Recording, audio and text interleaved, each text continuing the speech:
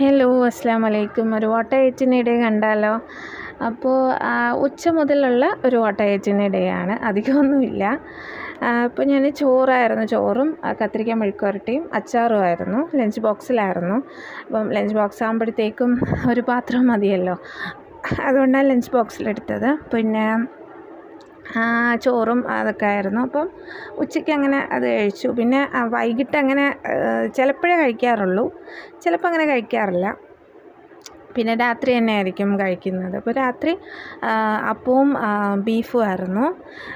Beef ഞാൻ ഇങ്ങനെ കറിയില്ലാണ്ടിങ്ങനെ പുരട്ടി വെക്കുമല്ലോ, ഭയങ്കര വറ്റിച്ച് വയ്ക്കുമല്ലോ, അങ്ങനെ വെച്ചതാണ്. അപ്പോൾ അതിൻ്റെ റെസിപ്പി വേണമെങ്കിൽ പറഞ്ഞാൽ മതി. അപ്പോൾ ഇത്രയൊക്കെ തന്നെയാണ്.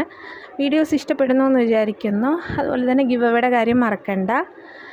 എല്ലാവരും പാർട്ടിസിപ്പേറ്റ് ചെയ്യുക, സബ്സ്ക്രൈബ് ചെയ്യുക, ലൈക്ക് ചെയ്യുക. Thank you.